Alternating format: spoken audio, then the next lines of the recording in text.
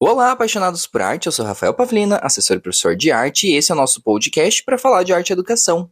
E o tema de hoje é: qual é a sua concepção de arte?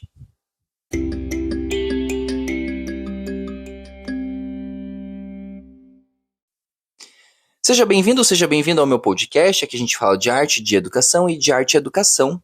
E o tema de hoje é um pouco complexo, mas ele surgiu a partir de uma pergunta que uma professora me fez lá nos comentários do meu vídeo do YouTube.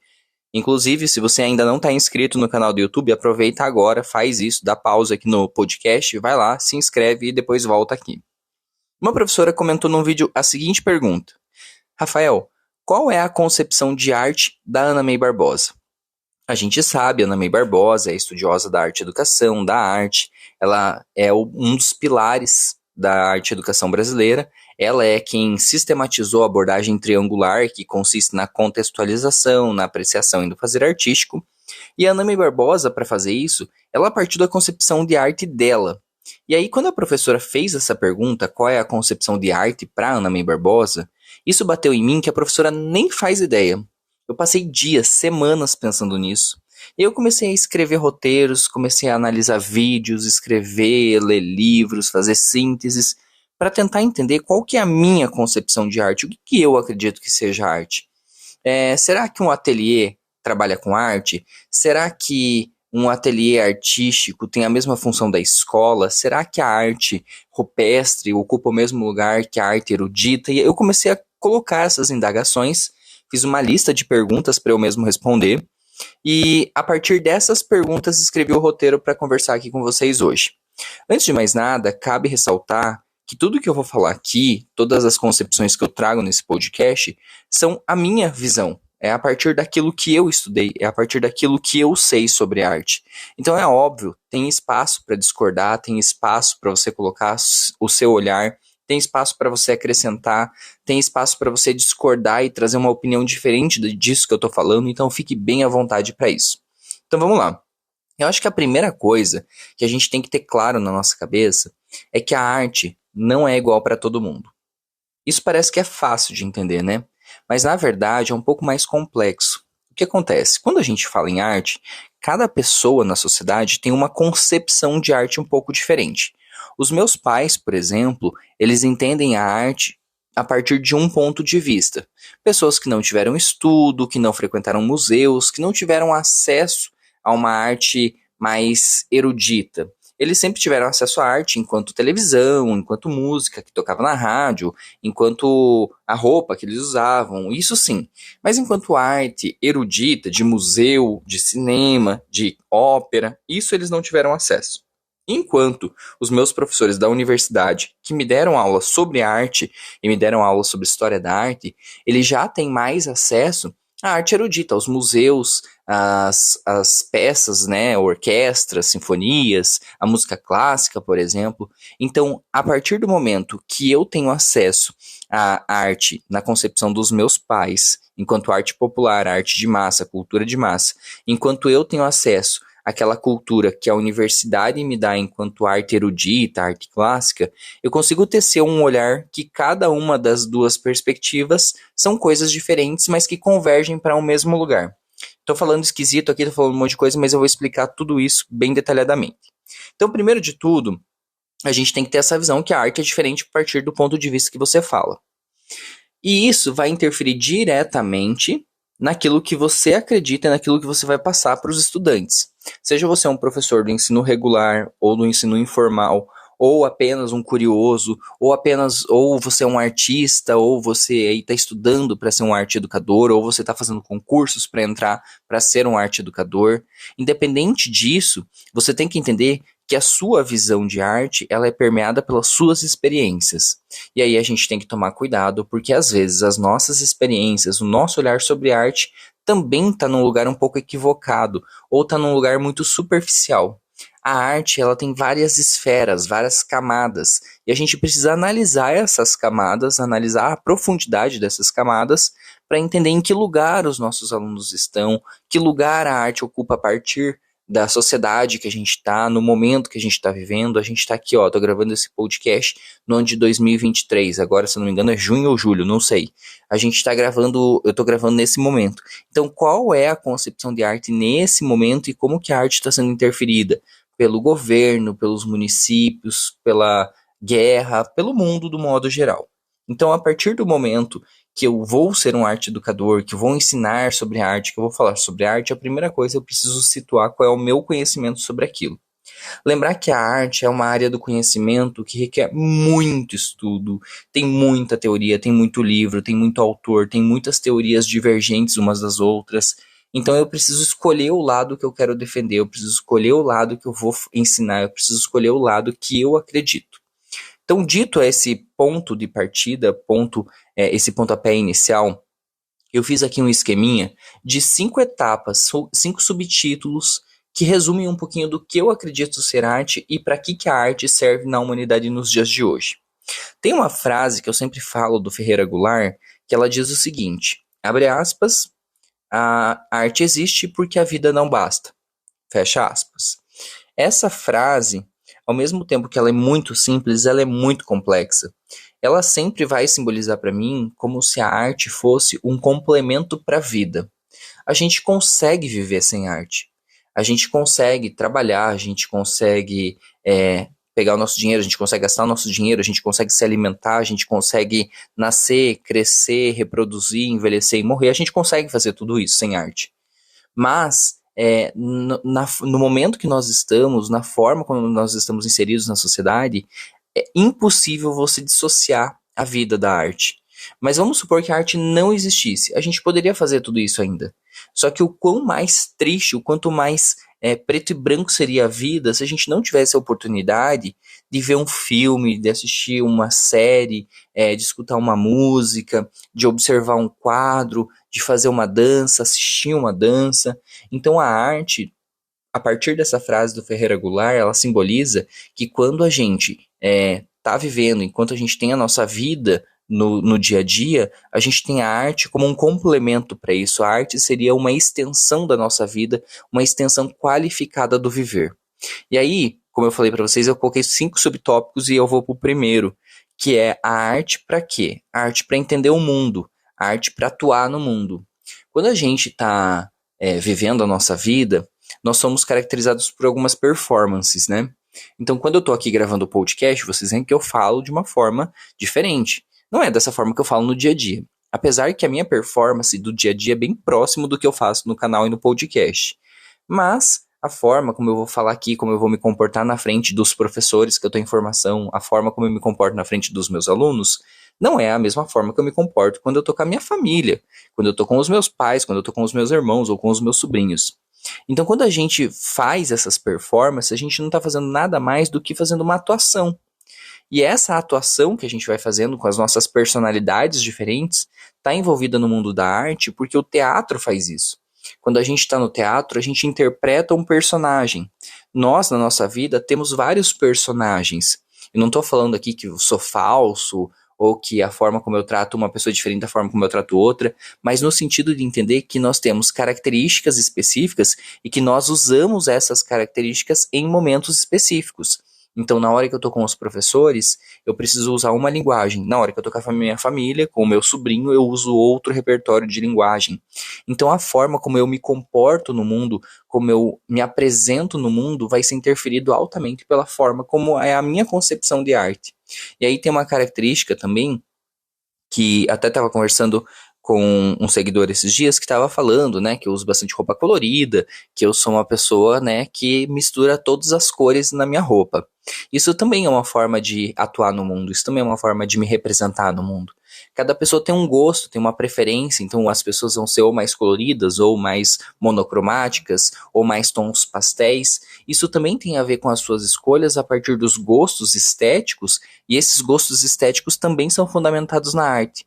Quando a gente vai ler a estética, né, quando a gente lê o livro da estética, que é um dos livros que vai regir a arte no mundo, a estética lá de Platão, ela já fala sobre essas características de como você se vê e de como você se mostra no mundo.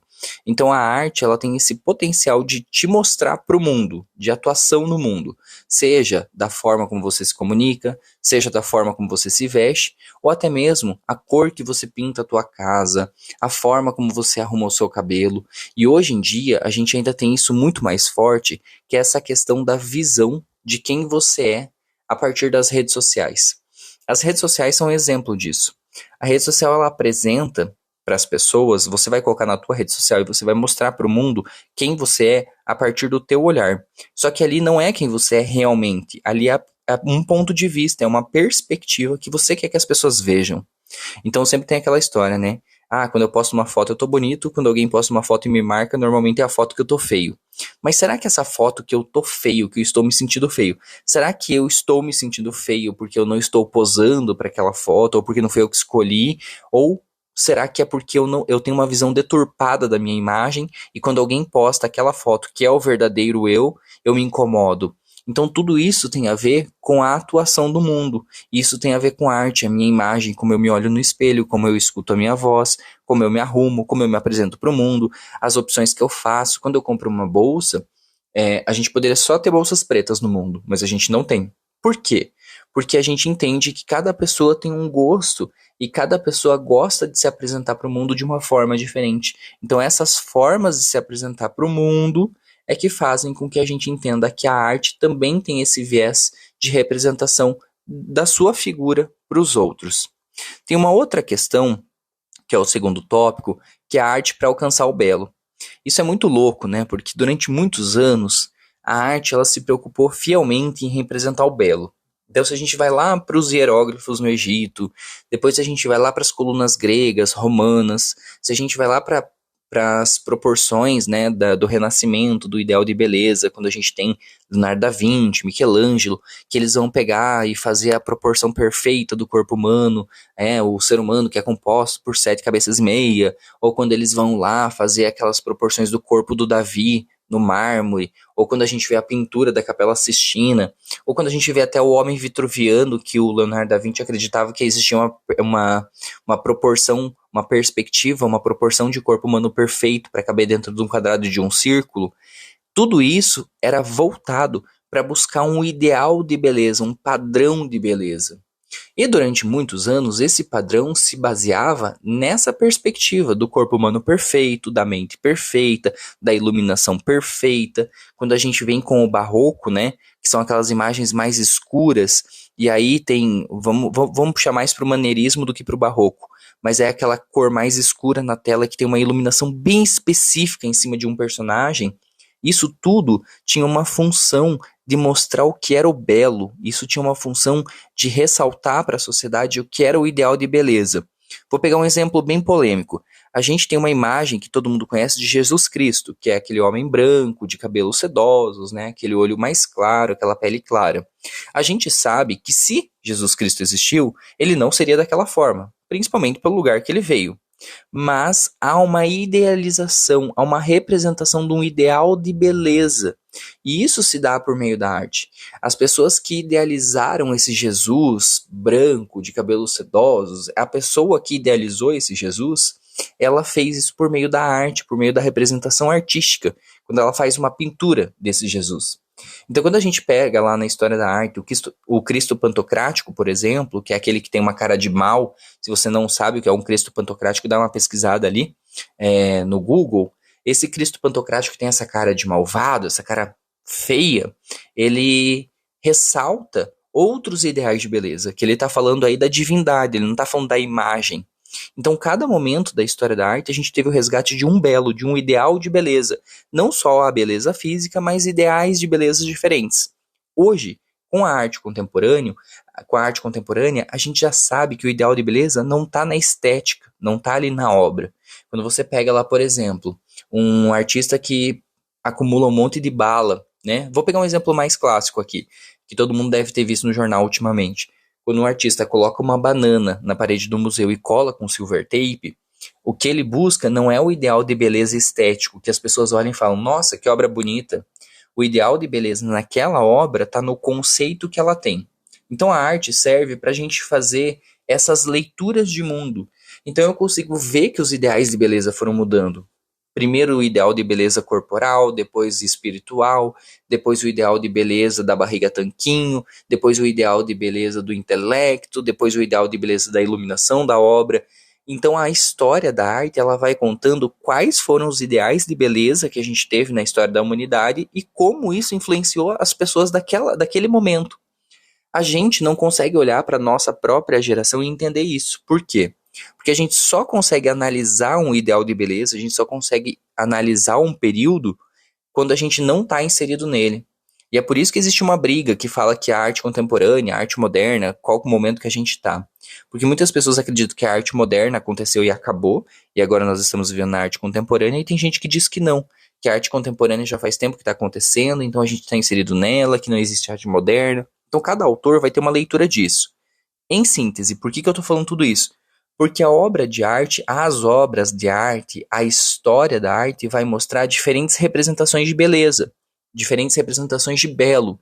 E lembre que quando eu falo belo, não é só o belo estético. Pode ser o belo da inteligência, pode ser o belo da iluminação, pode ser o belo religioso. Então cada uma dessas representações vai contar um pouco da história da humanidade. Vou dar um exemplo prático aqui. Quando você olha para a caverna de Lascaux, na França, quando a gente tem aqueles homens pré-históricos fazendo aquelas pinturas nas paredes das cavernas, a beleza não está na estética do desenho. Porque o desenho dos homens pré-históricos ele é infantilizado, ele é quase um desenho de uma criança. É um boneco palito, é a caça, é o bisão, é o animal que está sendo representado ali de uma forma quase abstrata, né? Uma figura bem simples, é uma simplificação da forma. Mas o ideal de beleza tá na história que aquilo ali abriga. O ideal de beleza tá na divindade que eles acreditavam que tinham quando faziam aquele desenho.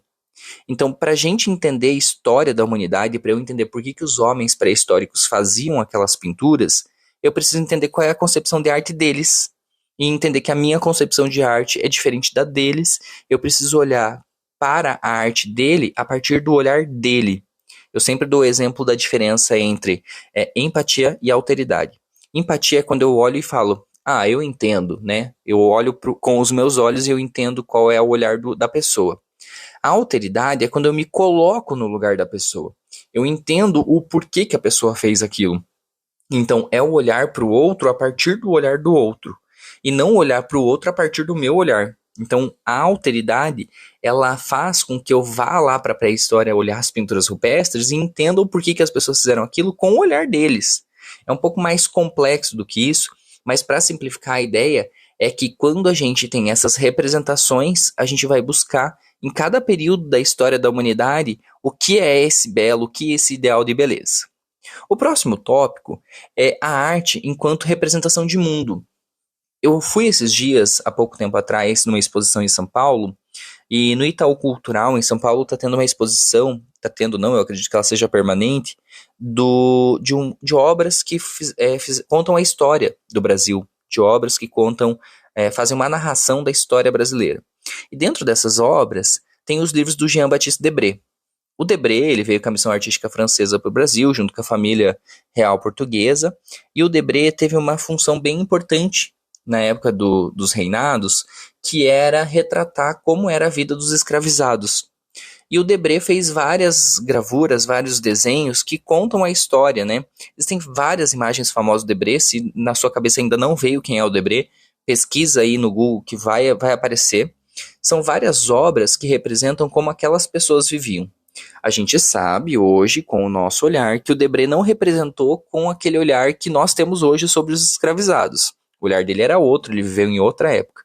Mas quando eu olho para aquelas gravuras, a arte tem uma capacidade de me contar o que estava acontecendo naquele momento.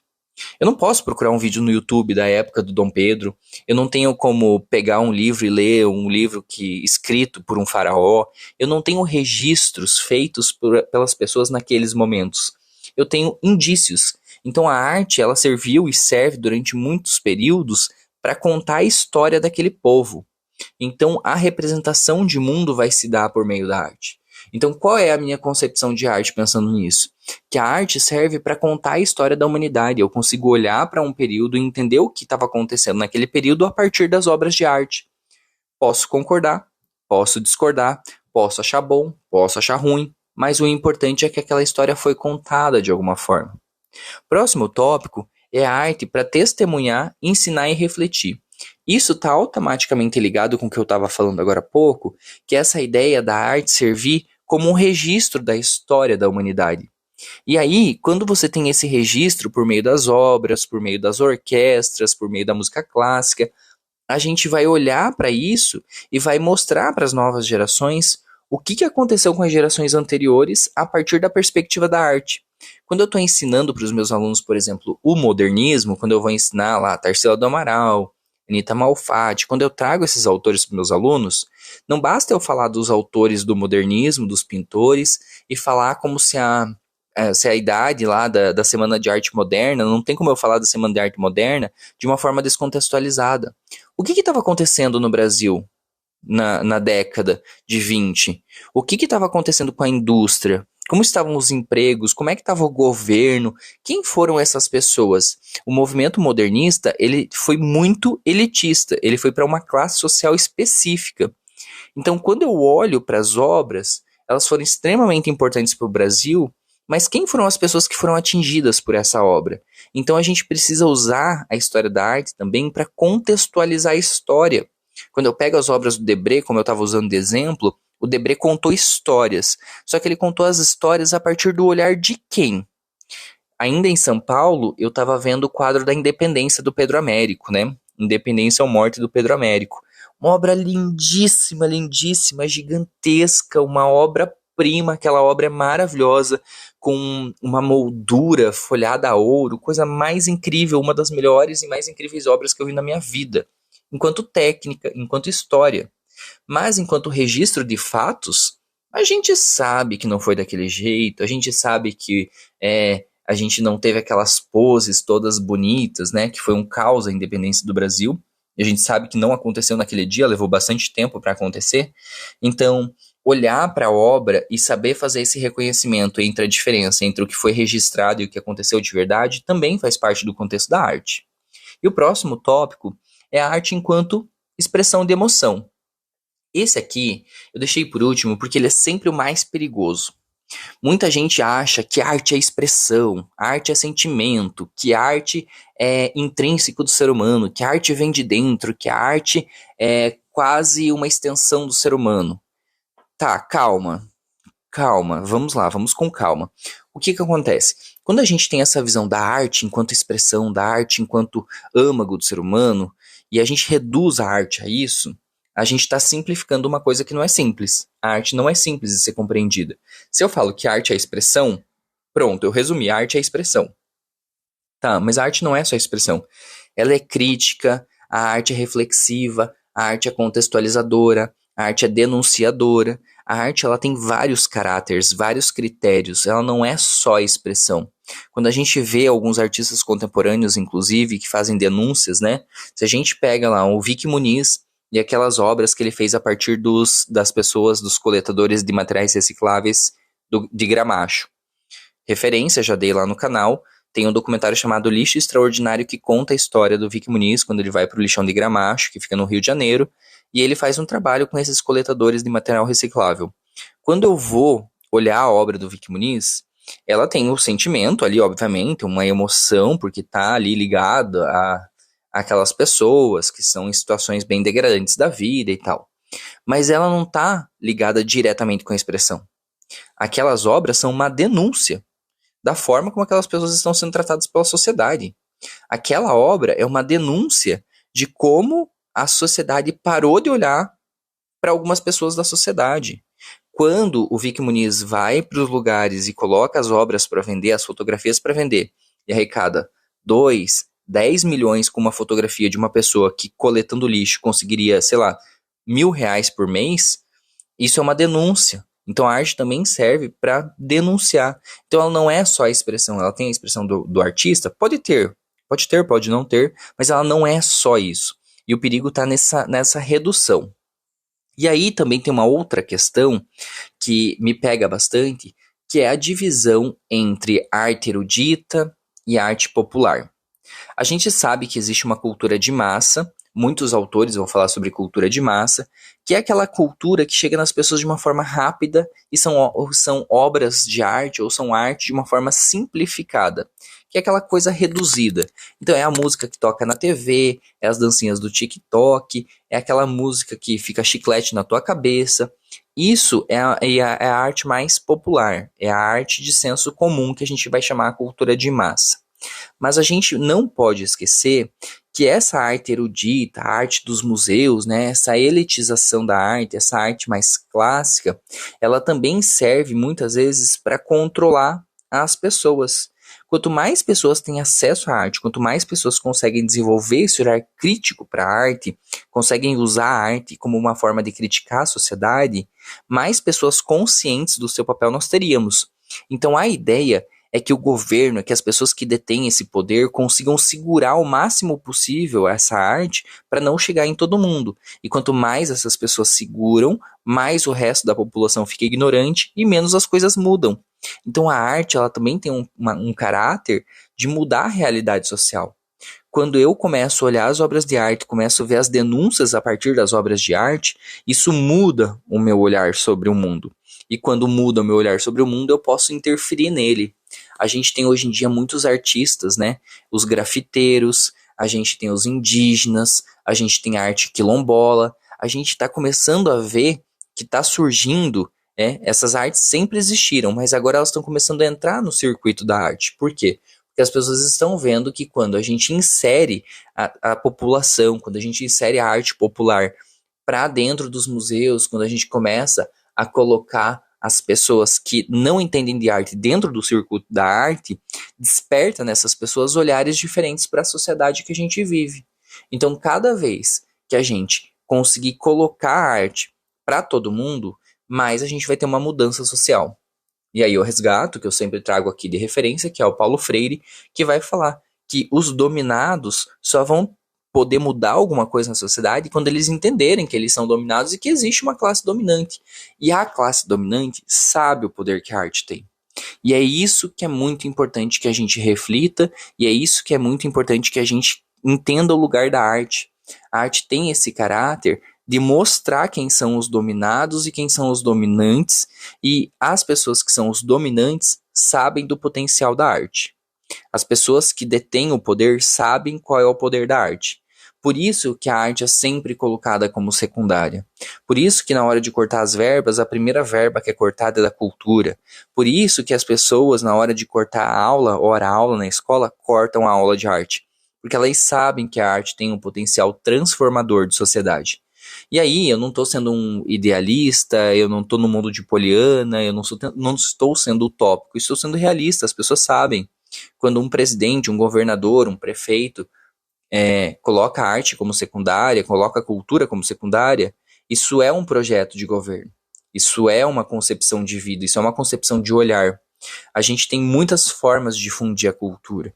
O cinema, a novela, a música que toca no rádio, o museu da cidade, o museu histórico, a forma como as pessoas se organizam, se vestem, as feiras. Então, existem muitas formas de pensar a arte e a cultura das cidades. Mas, quando a gente não entende para que a arte serve, não sabe qual é a concepção de arte no mundo, isso vai ficando cada vez mais difícil.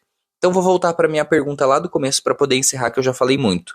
Qual que é a minha concepção de arte? Arte, para mim, é uma forma de ver e demonstrar o mundo. Conforme eu vejo as coisas, o meu olhar aguçado de arte educador para o mundo faz com que eu perceba tanto as mazelas quanto as coisas boas da sociedade. A arte, ela está dentro da escola para educar o olhar do aluno, para que o aluno não aceite qualquer coisa. Quando eu vou para uma sala de aula dar uma aula de arte, se eu vou dar para o aluno ficar pintando desenhos prontos, se eu pego o mimeógrafo lá, se eu pego o xerox, né, a fotocópia, e fico dando desenho para o aluno pintar, o que eu estou fazendo com esse aluno? Que olhar que eu estou despertando? O que eu estou ensinando para ele? O que eu vou mudar na vida dele se eu não estou fazendo absolutamente nada diferente do que ele poderia ter feito em casa? O professor de arte, a arte na escola, a arte na educação escolar, no formal ou no informal, ela tem o caráter de dar ferramentas para o aluno. E você vai falar, nossa, Rafael, tudo está falando muito bonito, mas uma criança do primeiro ano? Sim, porque é desde pequeno que a gente educa o olhar para a arte. Quanto mais cedo as crianças entenderem que existe arte, que a arte mostra, que a arte denuncia, que a arte pode ser crítica, quanto mais cedo a gente começa a mostrar para as crianças que a arte tem um papel social importante, mais fácil é dela compreender esse processo.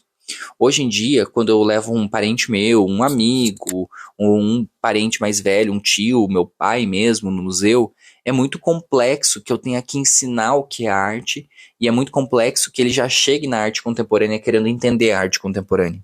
Mas para ele entender a arte contemporânea, ele precisa passar por alguns processos de maturação. Para você entender a arte contemporânea, para você saber o que está no museu hoje em dia, você precisa voltar lá para o Duchamp e entender por que ele colocou uma Mictória no museu. Você precisa voltar lá para o Nelson Lerner e tentar entender por que ele colocou um porco empalhado dentro do museu. Você tem que voltar lá para trás e entender por que os homens da pré-história escreviam nas paredes. Você precisa voltar lá para trás e entender por que os egípcios fizeram a lei da frontalidade.